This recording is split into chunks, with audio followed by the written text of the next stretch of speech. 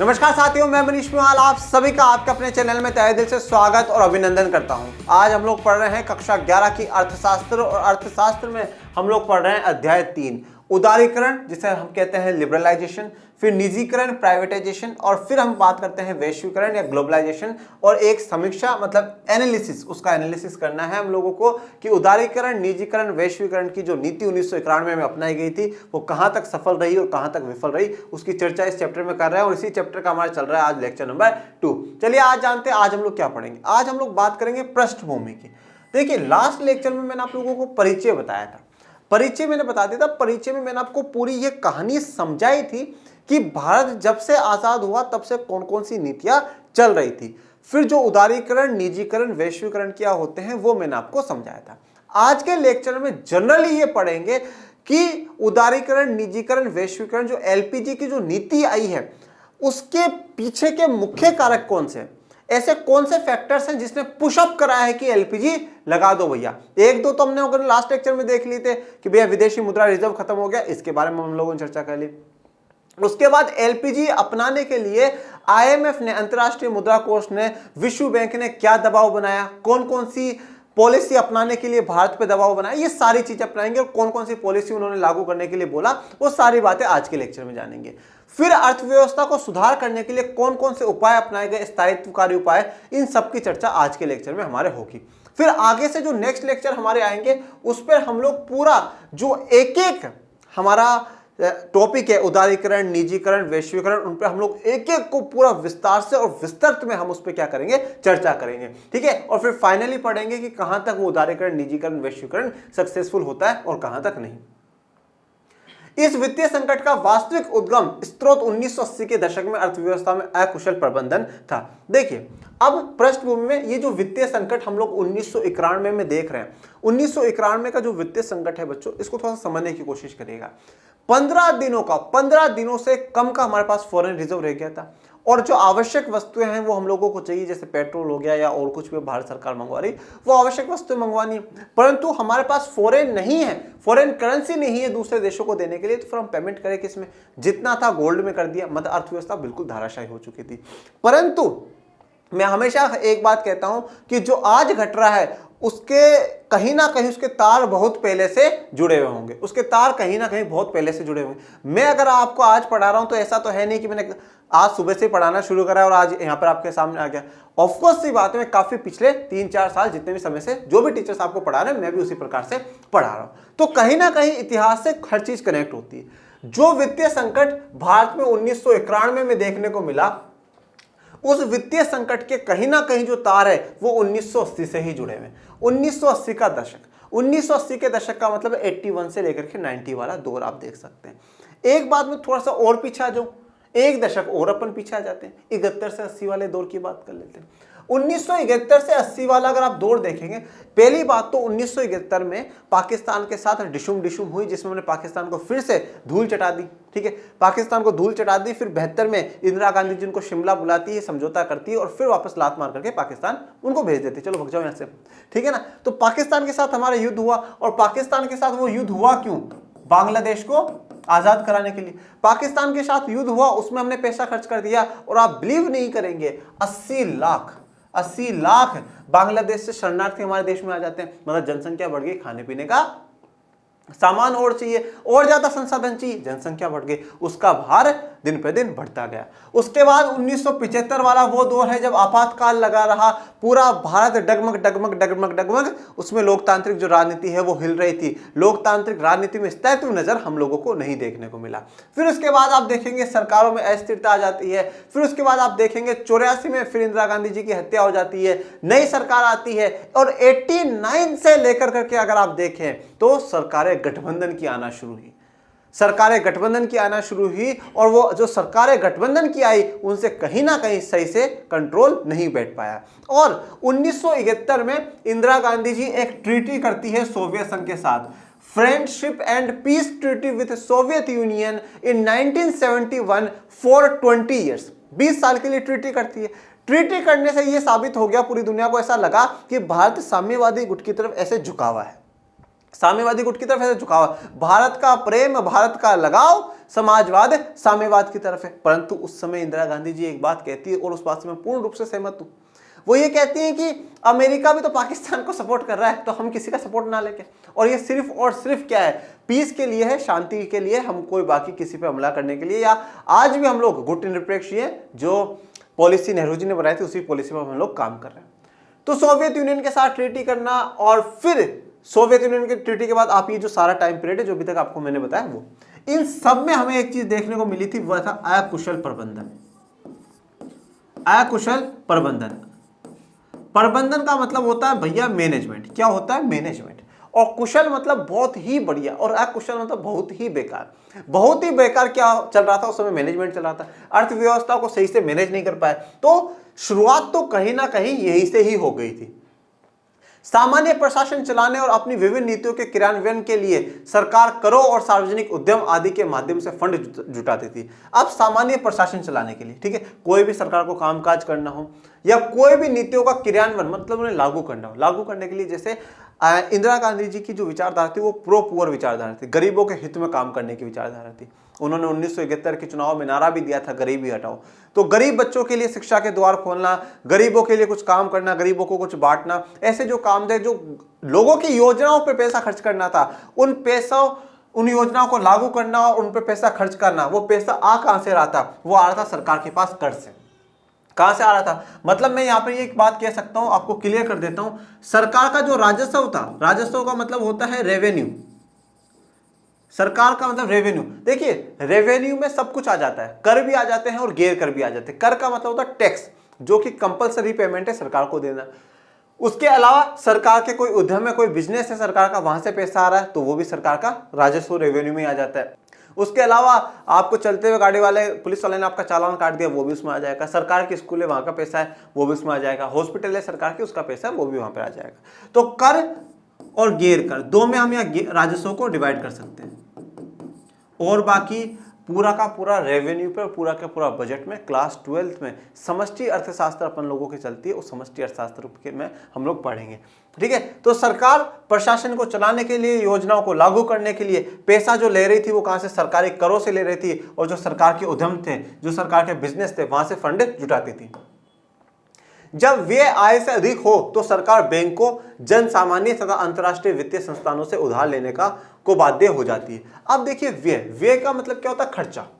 खर्चा जब आय से अधिक हो, जब खर्चा आय से अधिक हो जाता तो हम लोग क्या करते हैं? उधार लेना पड़ेगा भी, ठीक है। हमारे एक्सपेंडिचर्स हमारे ज्यादा, जैसे फॉर एग्जांपल अपना एक छोटा सा एग्जांपल लेते, मान लो मेरी इनकम 10,000 रुपए और मेरे महीने के खर्चे 15,000 रुपए, तो ये 5,000 तो मुझे उधार ही लेने पड़ेंगे ना, 5,000 तो मुझे उधार ही लेने पड़ेंगे। तो उसी प्रकार से सरकार के पास इतना फंड था नहीं, तो सरकार को उधार लेना पड़ा।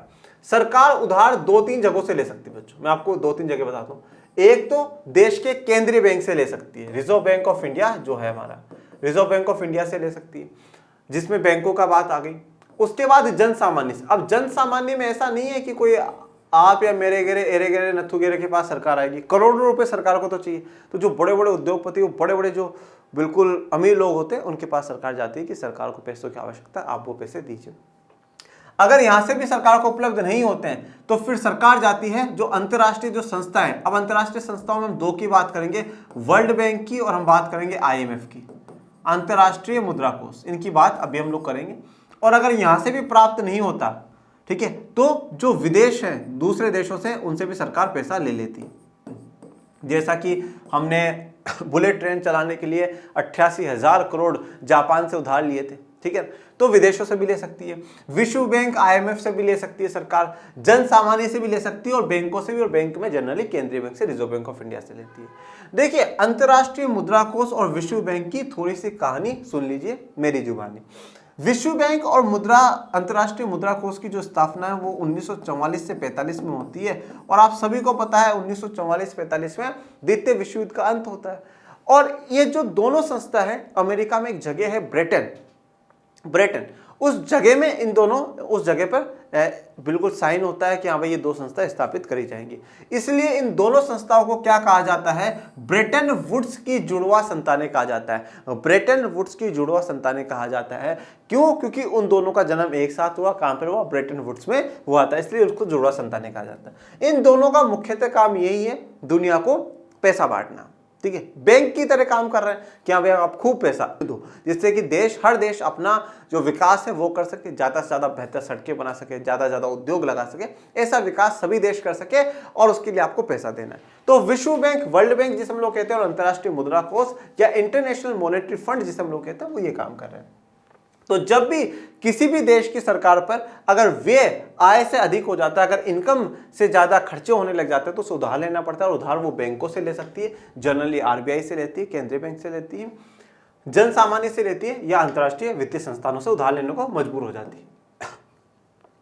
इस प्रकार वह अपने घाटे का वित्तीय वर्ष 1991 में भारत को विदेशी ऋणों के प्रबंध कर लेती है। और इस प्रकार जो घाटे का जो वित्तीय वर्ष है 1991 में भारत को विदेशी ऋणों के प्रबंध कर लेती, जो भारतीय विदेशी ऋण जो ले रहे थे अब उसका प्रबंध करना था। कच्चे तेल आदि के आयात के लिए हमें डॉलरों में भुगतान करना होता है, और ये डॉलर हम अपने उत्पादन के निर्यात द्वारा प्राप्त करते हैं। देखिए, जैसे कि फॉर एग्जांपल आप मुझे बताइए भाई, एक आप हो और एक मैं हूं, ठीक है ना, और मैं आप मुझसे कोई सामान खरीद रहे हैं, ये चलो मान लो मैं खरीद रहा हूं, मैं आपसे सामान खरीदा हूं, तो मुझे क्या करना होगा? आपको पैसा देना होगा। फिर मैंने आपसे सामान खरीदा तो फिर वापस आपको मुझे क्या पैसा देना होगा। फिर मैंने आपसे कोई सामान खरीदा, फिर मुझे आपको पैसा देना होगा।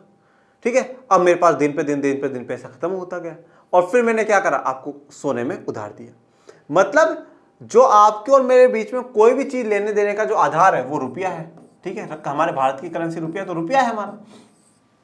ठीक है, अब पर मेरे पास ये रुपया खत्म हो गया, तो ये रुपया आएगा कैसे? जब मैं आपको या दूसरे व्यक्तियों को ज्यादा से ज्यादा सेवाएं दूंगा। अभी तो मैं खरीद रहा हूं, पर जब मैं दूंगा तो फिर वो मुझे पैसा देंगे और मेरे पास आएगा। यही बात पूरी दुनिया में, पूरी दुनिया की इंटरनेशनल करेंसी जो चलती है वो भैया डॉलर है। ठीक है, तो सब डॉलर में क्या करते हैं? लेन देन कर रहे हैं। तो अब हम हमारा सामान ज्यादा से ज्यादा निर्यात करेंगे, तभी तो हमारे पास क्या आएगा? डॉलर आएगा। और हम निर्यात कर नहीं रहे। क्यों नहीं कर रहे? क्योंकि यहां तो देश का पेट भर जाए, देश की आवश्यकता पूरी हो जाए, वही बहुत है। क्योंकि इतना उत्पादन सरकारी उद्यम है वो कर ही नहीं पा रहे। इस अवधि में सरकार की विकास नीतियों की आवश्यकता रही, क्योंकि राजस्व कम होने पर भी बेरोजगारी, गरीबी और जनसंख्या विस्फोटक के कारण सरकार को अपने राजस्व से अधिक खर्च करना पड़ा। और यह जो अवधि है, इसमें सरकार की जो विकास नीतियां है उनकी कुछ आवश्यकताएं रही कि उनको ज्यादा पैसा खर्च करना पड़ा। जैसे कि पहला तो राजस्व कम हो गया, रेवेन्यू पूरा का पूरा कम हो गया। ठीक है, भारी बेरोजगारी आ गई। ठीक है, काफी बेरोजगारी आ गई, गरीबी काफी ज्यादा थी, जनसंख्या विस्फोटक काफी ज्यादा हुआ, काफी जनसंख्या बढ़ी। और इन सब के कारण सरकार को क्या हुआ? अधिक खर्चा सरकार को करना पड़ा। यही नहीं, सरकार द्वारा चलाए जा रहे कार्यक्रमों पर होने वाले व्यय के कारण अतिरिक्त राजस्व की प्राप्ति भी नहीं हुई। और सरकार द्वारा जो चलाए जा रहे कार्यक्रम है, जितने भी कार्यक्रम सरकार चला रही है, तो उन पर होने वाले जो व्यय हैं, जो खर्चा सरकार कर रही है, उसके कारण फिर ज्यादा अतिरिक्त राजस्व की प्राप्ति भी नहीं हुई। अब सरकार ने वादे तो काफी कर दिए, परंतु उनके पास इतना इनकम सोर्स था नहीं, तो अब ज्यादा इनकम आ नहीं रही है। सरकार डे बाय डे निरंतर क्या हो रही है? घाटे में जाती जा रही है। जब सरकार को प्रतिरक्षा मतलब डिफेंस और सामाजिक क्षेत्रों पर अपने संसाधनों का एक बड़ा अंश खर्च करना पड़ रहा था, और यह स्पष्ट था कि उन क्षेत्रों से किसी शीघ्र प्रतिफल की संभावना नहीं थी। देखिए, अब सरकार डिफेंस पे खर्चा कर रही थी। डिफेंस पे खर्चा क्यों कर रही थी? क्योंकि हमारा पड़ोसी देश पाकिस्तान कभी भी विश्वास नहीं कर सकते उस पर। तो 1947 में लड़ाई हुई, फिर 62 में चाइना के साथ, फिर 65 में पाकिस्तान के साथ, फिर 71 में पाकिस्तान के साथ, इतनी लड़ाइयाँ हुई। तो डिफेंस पे काफ़ी खर्चा हुआ और सरकार उसको मजबूत बनाना चाह रही थी। तो डिफेंस पे क्या है? काफ़ी पैसा गया। सामाजिक क्षेत्र मतलब बेटियों को आगे बढ़ाने के लिए सरकार छात्रवृत्ति दे रही है। दलित पिछड़ों को शिक्षा में जोड़ने के लिए सरकार कार्यक्रम चला रही है, उस पर पैसा खर्च कर रही है सरकार। और प्रतिरक्षा और सामाजिक में इतना शीघ्र प्रतिफल मतलब इतनी जल्दी रिजल्ट मिलने वाले क्षेत्र नहीं है ये। अब धीरे धीरे जो व्यक्ति उस समाज के जो बिल्कुल अंतिम पायदान पर खड़े थे, अब वो धीरे धीरे पढ़ेंगे, आगे बढ़ेंगे। ठीक है, फल मिलेगा पर इतनी जल्दी नहीं मिलेगा। सरकार को जो अभी आवश्यकता थी उतनी जल्दी उनको नहीं मिल पा रहा था। तो सरकार ने काफी पैसा प्रतिरक्षा पर, डिफेंस पे और सामाजिक क्षेत्रों पर खर्चा करा, परंतु उसका जो प्रतिफल है, रिजल्ट है, वो उतनी जल्दी नहीं मिला। ये जैसे मैंने डिफेंस की तरह हिसाब से आपको दिखाया है। इसकी आवश्यकता थी कि सरकार अपने बचे हुए राजस्व को बहुत ही सोच विचार कर प्रयोग करती। ठीक है, अब सरकार के पास जो रेवेन्यू है, जो राजस्व है, वो बहुत कम बच गया, बहुत ही कम रेवेन्यू सरकार के पास बचा। ठीक है, सरकार डिफेंस पे खर्चा कर रही है, सामाजिक क्षेत्र पे खर्चा कर रही है, अब बहुत कम पैसा बचा है। तो अब जरूरी क्या है कि जितना भी कम बचा है इसको बहुत विचार विमर्श कर करके सरकार को खर्चा करना चाहिए। सरकार को अब ऐसे ही बिल्कुल अंधाधुंध पैसा खर्च नहीं करना है, बिल्कुल विचार विमर्श करके करना है। जहां अभी बिल्कुल जो मोस्ट इंपोर्टेंट वरीयता है कि भाई ये जरूरी है, ये काम हम लोगों को करना ही करना है, तो उस पर सरकार को पैसा खर्च करना चाहिए। बढ़ते हुए खर्चों की पूर्ति के लिए सार्वजनिक उद्यमों से भी अधिक आय अर्जित नहीं हो पा रही थी। अब जो बढ़ते हुए खर्च हैं, ठीक है, उनकी पूर्ति के लिए उनकी भाई जितने खर्च थे, अब उनको खर्चों को कैसे हम लोग मेंटेन करेंगे कि हमारे पास इनकम आए, और इनकम कहाँ से आ रही थी, सार्वजनिक उद्यमों से आ रही थी। तो उन खर्चों की पूर्ति करने के लिए, उन खर्चों को मेंटेन करके चलने के लिए जो इनकम सार्वजनिक उद्यमों से आती थी वो इतनी अधिक नहीं थी कि हम खर्चे मेंटेन करके चलते रहे। मतलब इनकम कम थी और खर्चे ज़्यादा थे। मतलब बिल्कुल अपन जैसे एक किसी व्यक्ति की अगर बात करें, जैसे मान लीजिए मैं कमाता 10,000 पर मेरे शौक जो है वो 20,000 25,000 के हैं, तो वो गलत है। मेरे खर्चे 25,000 के हैं, 20,000 के, जरूरी नहीं शौक हो, किसी किसी व्यक्ति की जरूरत भी होती है, खर्चे करने भी होते हैं। तो उसी प्रकार से हमें सरकार का है कि खर्चे सरकार के ज़्यादा हैं पर इनकम उतनी सरकार की नहीं हो रही। कई बार तो अंतर्राष्ट्रीय संस्थानों तथा अन्य देशों से उधार ली गई विदेशी मुद्रा को उपभोग कार्यों पर ही खर्च कर दिया गया। और कभी कभार तो जो अंतर्राष्ट्रीय संस्थानों से, जैसे मैंने बोला IMF हो गया, विश्व बैंक हो गया, और कोई जितने भी संस्थान हैं उनसे जो मुद्रा उधार ली, किसी अन्य जो देश है उन देशों से कोई मुद्रा उधार ली, वो सब उपभोग कार्यों में ही खर्च हो गई। मतलब वो खाने पीने में, जो जनरली जो डेली लाइफ जीने में, उसी में इस्तेमाल हो गया। कोई विकासात्मक कोई ऐसी गतिविधि, मतलब पैसे से पैसा बनाने वाली गतिविधि नहीं हुई। वो सब बस जो डेली यूज है, हाँ खाओ पियो अपना एंजॉय करो, उनमें ही वो सारा का सारा पैसा चला गया। मतलब जो उधार लिया गया था वो भी घर के घर में ही खर्च हो गया। मतलब इसमें मैं आपको एक छोटा सा उदाहरण देता हूँ। जैसे मान लीजिए कि आज मैं हूँ, या मान लीजिए कोई व्यक्ति है, ठीक है, कोई व्यक्ति है, वो 5 लाख रुपए उधार लेता है। उसने 5 लाख रुपए उधार लिए थे, किस काम के लिए? घर बनाने के लिए, कि भाई मैं घर बनाऊंगा। परंतु क्या हुआ, मान लो कि वो 5 लाख रुपए घर में खर्च हो गए, मकान तो बना नहीं और वो घर में खर्च हो गए। जैसे मान लीजिए खाने पीने में हो गया, ठीक है, कोई बीमार पड़ गया उसमें खर्चा हो गया, या और कोई छोटे मोटे कामों में खर्चा हो गया। तो वो 5 लाख जिस मुख्य उद्देश्य के लिए लिए थे वो तो हुआ ही नहीं, बाकी दूसरे कामों में वो खर्च हो गया। इस प्रकार के अनावश्यक खर्चा को नियंत्रित करने का न तो कोई प्रयास किया गया, न ही निरंतर बढ़ते आयात के लिए वित्त जुटाने की दृष्टि से निर्यात संवर्धन पर ही पर्याप्त ध्यान दिया गया। देखिए, अब ये जो ऐसे अनावश्यक जो खर्चे थे उनको कंट्रोल करने के लिए भी ना तो सरकार ने कोई प्रयास करा, बिल्कुल भी कोई प्रयास नहीं करा। और जो निरंतर आयात बढ़ता जा रहा था, उस आयात जो लगातार हमारा आयात बढ़ता जा रहा था, उसके बदले में निर्यात संवर्धन पर सरकार ने फोकस नहीं करा कि चलो आयात बढ़ रहा है, जो हमारी आवश्यकता है वो तो ठीक है, वो तो हमें चाहिए, जो चाहिए वो तो मंगवाना ही पड़ेगा, नो डाउट, पर कम से कम जिस चीज का हमारा देश में जो लोग उत्पादन कर सकते हैं हम उनको मार्केट में बेचें, ज्यादा से ज्यादा मार्केट में बेचें और ज्यादा से ज्यादा पैसा कमाएं। जब डॉलर हमारे पास आएगा तो फिर हम कितना भी आयात करें, नो इशू। तो सरकार ने ना तो उस पर प्रयास करा और ना निर्यात संवर्धन की कोशिश करी। 1980 के दशक के अंत तक सरकार का व्यय उसके राजस्व से इतना अधिक हो गया कि ऋण के द्वारा व्यय धारण क्षमता से अधिक माना जाने लगा। अब देखिए 1900 दशक के एंडिंग में जब तक आप आएंगे, व्यय जो है, खर्चा जो है वो राजस्व से, मतलब आप कह सकते हो जो टोटल कुल जो इनकम है सरकार की, कुल आय, सरकार की कुल आय, total income of the government, सरकार की जो कुल आय है उस कुल आय से इतना ज्यादा खर्चा हो गया कि ऋण के द्वारा, जो ऋण उधार आपने ले रखे थे उसके द्वारा जो व्यय है उसकी धारण क्षमता से अधिक माने जाने लगा। मतलब आप इतना कर्जा भी ले लोगे ना तो भी वो खर्चे पूरे खत्म नहीं होने वाले। मतलब ऋण से ज्यादा तो व्यय की क्षमता थी, तो आप खर्चा ज्यादा कर रहे हो, ऋण भी आपके लिए अब क्या पड़ रहे हैं, कम पड़ रहे हैं। अनेक आवश्यक वस्तुओं की कीमतें तेजी से बढ़ने लगी। अब ये कीमतें क्यों बढ़ रही हैं? क्यों? क्योंकि हम ज्यादातर चीजें क्या करते थे, आयात करते थे, इंपोर्ट कर रहे हैं। अब इंपोर्ट, सरकार के पास पैसा खत्म हो गया तो इंपोर्ट बहुत कम आ रहा है। मतलब क्या हो गया, सप्लाई कम हो गई, और जब सप्लाई कम हो गई तो डिमांड तो उतनी की उतनी, मतलब डिमांड ज्यादा है, सप्लाई कम है, और जब डिमांड ज्यादा है, सप्लाई कम है, तो क्या होता है, प्राइस बढ़ती है, और जब प्राइस बढ़ती है तो उसे मुद्रास्फीति कहा जाता है, इंग्लिश में इन्फ्लेशन कहा जाता है, और अपनी भाषा में उसे महंगाई कहा जाता है। मतलब डे बाय डे क्या होता गया बच्चों, महंगाई जो है वो बढ़ती गई। जो आवश्यक वस्तुएं हैं, जो खाने पीने की वस्तुएं हैं, जो रोजमर्रा की जो वस्तुएं हैं, उनकी कीमतों में डेली बढ़ोतरी होने लगी। आयात की वृद्धि इतनी तीव्र रही कि निर्यात की संवृद्धि से कोई तालमेल नहीं हो पा रहा था। और आयात की वृद्धि इतनी तीव्र रही, मतलब हम इतनी तेजी से आयात कर रहे थे और उसका जो खर्चे हैं वो इतनी तेजी से बढ़ रहे थे, काफी फास्ट स्पीड से बढ़ रहे थे, जो कि निर्यात की संवृद्धि, मतलब निर्यात हो जा रहा है, पहले बात तो जा नहीं रहा, जा रहा है वो ना के बराबर जा रहा है। तो वो निर्यात, एक्सपोर्ट और इंपोर्ट का तो कोई तालमेल बैठ ही नहीं रहा। इंपोर्ट तो आयात तो बहुत ज्यादा कर रहे हैं और एक्सपोर्ट कहते हैं पता ही नहीं है, एक्सपोर्ट बिल्कुल ना के बराबर चल रहा है। तो वहां से पूरा सिस्टम बिगड़ जाता है।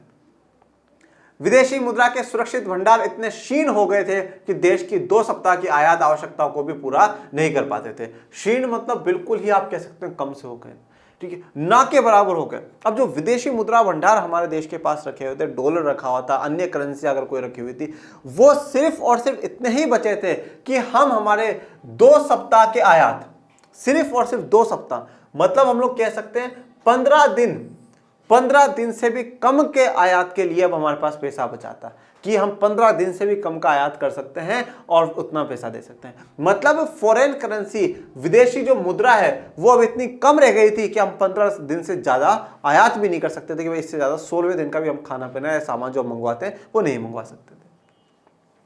अंतर्राष्ट्रीय उधारदाताओं की ब्याज चुकाने के लिए भारत सरकार के पास पर्याप्त विदेशी मुद्रा नहीं बची थी। अब ये ब्याज है बच्चों, अंतर्राष्ट्रीय उधारदाताओं, अब आपने विदेशों से, ठीक है, अंतर्राष्ट्रीय संस्थाओं से जितना भी उधार लिया या आपने कहीं से आयात कराया है तो वो उधार ही है, वो पैसा बाकी है। तो उन सब अंतर्राष्ट्रीय उधारदाताओं को जो ब्याज चुकाना है, मैं सिर्फ क्या कह रहा हूं, ब्याज, वो जो ब्याज चुकाना है ना, उस ब्याज के लिए भी पर्याप्त विदेशी मुद्रा नहीं बची थी। उस ब्याज के लिए भी पर्याप्त विदेशी मुद्रा सरकार के पास नहीं बची थी, ठीक है। और मैं आपको एक बात बताता हूं, जैसे कि सोवियत संघ, इंडिया और सोवियत यूनियन, हम रूस को एक बहुत बेहतरीन दोस्त बताते हैं और सच में रूस बहुत बेहतरीन दोस्त है। रूस ने, सोवियत संघ ने हमारी उस समय मदद करी जब दुनिया का कोई सा भी देश हमारी मदद करने को तैयार नहीं था। जब हमारे पास विदेशी मुद्रा नहीं थी ना, तब उसने रुपए एक्सेप्ट करे, बोले ठीक है आप इसमें पेमेंट कर जाइए, कोई बात नहीं, आपको पेट्रोल जो भी चाहिए आप आयात करिए, मस्त रहिए। मतलब इतना क्लोज रिलेशन हमारा और रूस का रहा है। आप चीज क्लास 12th में पॉलिटिक्स में पढ़ेंगे, ठीक है ना। तो इंडिया और सोवियत यूनियन ने काफी अच्छा रिलेशन रहा और सोवियत यूनियन ने हमेशा से ही भारत को अच्छा सपोर्ट करा है। इतना ही नहीं, कोई देश या अंतर्राष्ट्रीय निवेशक भी भारत में निवेश नहीं करना चाहता था, ठीक है। और देश या अंतर्राष्ट्रीय निवेशक, कोई भी बाहर का इन्वेस्टर, कोई भी देश भारत में निवेश करना ही नहीं चाहता, पैसा लगाना ही नहीं चाहता, क्योंकि उसको पता है भारत की अर्थव्यवस्था बिल्कुल पूरी की पूरी डाउन जाती जा रही है। वहां पर उनका निर्यात करने तक का जितना नहीं है, और मतलब हम कितना वहां पर उत्पादन करेंगे, वहां पर तो महंगाई बिल्कुल आसमान छू रही है। भारत की अर्थव्यवस्था की तो स्थिति बहुत बुरी हो चुकी है, तो वहां पर निवेश करने का कोई तात्पर्य नहीं है। उस स्थिति में भारत ने अंतर्राष्ट्रीय पूर्ण निर्माण और विकास बैंक IBRD, जिसे सामान्यतः विश्व बैंक के नाम से भी जाना जाता है, और अंतर्राष्ट्रीय मुद्रा कोष का दरवाजा खटखटाया। तो यह विश्व बैंक का हेडक्वार्टर है, ठीक है ना। और फिर जब फाइनली समस्या आई तो फिर फाइनली विश्व बैंक के पास और अंतर्राष्ट्रीय मुद्रा कोष के पास भारत सरकार को जाना पड़ा, उनका दरवाजा खटखटाना पड़ा कि भारत को आप लोग लोन दीजिए, भारत के विकास में आप क्या करें, योगदान करें, ठीक है। और ये वो दौर भी चल रहा है बच्चों जब 1991 में सोवियत संघ का विघटन हो जाता है।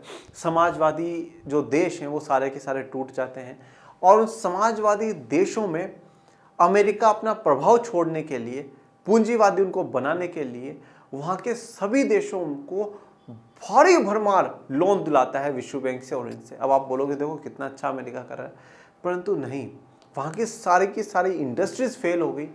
सरकार के हाथ का जितना पैसा था सब कुछ बिक गया। हजारों बैंक वहाँ के दिवालिया हो गए, मतलब उनके पास अपने कस्टमर के पैसे चुकाने तक नहीं बचे। इतनी बुरी स्थिति हो गई थी, और उस स्थिति को हम लोग क्या कहते हैं, शॉक थेरेपी कहते हैं। शॉक थेरेपी, ये वो शॉक थेरेपी वाला टाइम चल रहा था साम्यवादी देशों के लिए। फिर भी भारत ने सोचा कि चलो कुछ भी हो, पर हमें विश्व बैंक और अंतर्राष्ट्रीय मुद्रा कोष का दरवाजा खटखटाना चाहिए, और भारत सरकार ने खटखटाया। उनसे देश को $7 बिलियन का ऋण उस संकट का सामना करने के लिए मिला। कितना? $7 बिलियन। आप और मैं इसमें जीरो भी नहीं लगा सकते ठीक है ना, और लगाने भी नहीं। $7 बिलियन का ऋण है ना उस संकट का सामना करने के लिए भारत सरकार को मिले। भारत सरकार पर कुछ शर्तें लगाएगी। अब देखिए, अंतर्राष्ट्रीय मुद्रा कोष, विश्व बैंक, ये कहीं ना कहीं अमेरिका की देन है पूरी दुनिया को। उसी के हिसाब से सारा काम करती है, और वो अमेरिका पूंजीवादी है, तो ये जो संगठन है वो भी पूंजीवादी है। ठीक है, तो ये पूरी दुनिया को पूंजीवादी बनाना चाहते हैं, और पूंजीवादी बनाने के लिए ये मजबूरी का फायदा उठाते हैं। अब उनको पता है कि भारत हमारे पास खुद चल करके आया है कि लाओ थोड़ा सा पैसा दो, अब पैसा दो, तो हम इसकी मजबूरी का फायदा उठाते हैं। कुछ शर्तें भारत पे लगाएगी। उन शर्तों में सबसे पहला था कि सरकार उदारीकरण करेगा। सरकार क्या करेगी? उदारीकरण करेगी। मतलब इसका मतलब ये हो जाएगा कि बाहर से निवेशकों को आने देगी, अपने जितने भी व्यापार अवरोधक है, प्रशुल्क हो, कोटा हो, लाइसेंस हो, उन सबको सरकार हटा देगी। दूसरा, निजी क्षेत्र पे लगे प्रतिबंधों को हटाएगी। निजी क्षेत्र पे, प्राइवेट सेक्टर में जितने भी प्रतिबंध, रेस्ट्रिक्शंस, रोक सरकार ने लगा रखी है, वो सरकार हटा देगी। और इसीलिए कहा जाता है कि अगर एलपीजी पॉलिसी का सबसे पहला पॉइंट कुछ है तो वो है licence raj and inspector raj will be removed in India. Licence raj और इंस्पेक्टर राज को भारत में से खत्म कर दिया गया, हटा दिया गया। तीसरा, अनेक क्षेत्रों में सरकारी हस्तक्षेप कम कर दिया गया, कि काफी ऐसे क्षेत्र हैं जहां पर सरकार का हस्तक्षेप बिल्कुल ना के बराबर होगा। सरकार को इंटरफेयर करना ही नहीं है। मतलब वहां पे कौन काम करेगा? सिर्फ और सिर्फ प्राइवेट सेक्टर। प्राइवेट सेक्टर को ही वहां अपना काम करना है। विदेशी व्यापार पर लगे प्रतिबंध भी हटाएं। विदेशी व्यापार पर लगे प्रतिबंध का मतलब ये हो गया कि आपने किसी भी प्रकार का व्यापार अवरोधक अगर लगा रखा है, अगर आपने अवशुल्क लगा रखे हैं, आप हटा दीजिए। आप बाहर की कंपनियों को अपने देश में आने दीजिए। आप बाहर का सामान अपने देश में आने दीजिए, ज्यादा कर वर मत लगाइएगा। ठीक है, इसके साथ एक यहाँ पे शर्त और लिख लीजिएगा। उन्होंने बोला था रुपये का अवमूल्यन आप करिए। रुपये का अवमूल्यन आप करिए। डिवैल्यूएशन ऑफ रुपी, मतलब आप अपने रुपए की वैल्यू खुद पे खुद गिरा दीजिए, जिससे क्या होगा? रुपया कमजोर हो जाएगा और वहां पे जो भी लोग पैसे इन्वेस्ट करना चाहेंगे उनके लिए आसान हो जाएगा। नोट, भारत ने विश्व बैंक और अंतर्राष्ट्रीय मुद्रा कोष की शर्तें मान ली और नई आर्थिक नीति की घोषणा कर दी। ठीक है ना, तो भारत ने विश्व बैंक और अंतर्राष्ट्रीय मुद्रा कोष की वो नीति है, वो शर्तें सारी की सारी मान ली, और जो नई आर्थिक नीति है, न्यू इकोनॉमिक पॉलिसी, उसको लॉन्च कर दिया 24 जुलाई 1991। अब उद्देश्य क्या है? अर्थव्यवस्था में अधिक स्पर्धापूर्ण व्यावसायिक वातावरण की रचना करना। स्पर्धापूर्ण मतलब पूरा कॉम्पिटिटिव वाला जो है, व्यवसायिक जो बिजनेस वाला जो वातावरण है, उसको तैयार करना। दूसरा उद्देश्य है फर्मों के व्यापार में प्रवेश करने और उनकी संवर्धि में आने वाली बाधाओं को दूर करना। ठीक है, तो अब फर्मों के व्यापार में, मतलब जो वो व्यापार कर रहे हैं उसमें जो प्रवेश कर रही हैं वो, उनके संवर्धि में, उनकी बढ़ोतरी में जो भी बाधाएं आए, जो भी परेशानियां आए, उनको दूर करना अब सरकार का मुख्य उद्देश्य था। नीतियों को दो उप समूह में विभाजित किया। अब जो नीतियां बनाई गई उनको दो भागों में बांटा गया। एक है स्थायित्वकारी उपाय और दूसरा है संरचनात्मक सुधार के उपाय। पहले जानते हैं स्थायित्वकारी उपायों के बारे में। यह अल्पकालिक है। अल्पकालिक का मतलब जो कि कम समय के लिए होते हैं। अल्प मतलब कम और कालिक मतलब समय, तो कम समय के होते हैं, जिनका उद्देश्य भुगतान संतुलन में आ गई कुछ त्रुटियों को दूर करना और मुद्रास्फीति का नियंत्रण करना था। मतलब अब भुगतान संतुलन को हम इंग्लिश में क्या कहते हैं? Balance of payment. इसमें क्या है? आयात और निर्यात। अब यहां पे कुछ त्रुटियों का मतलब क्या है कि थोड़ा बहुत अगर डिफरेंस चल रहा है, ज्यादा देना है या लेना है, तो उस त्रुटियों को क्या करना है? आपको दूर करना है। और उसके अलावा मुद्रास्फीति को नियंत्रण करके चलना है।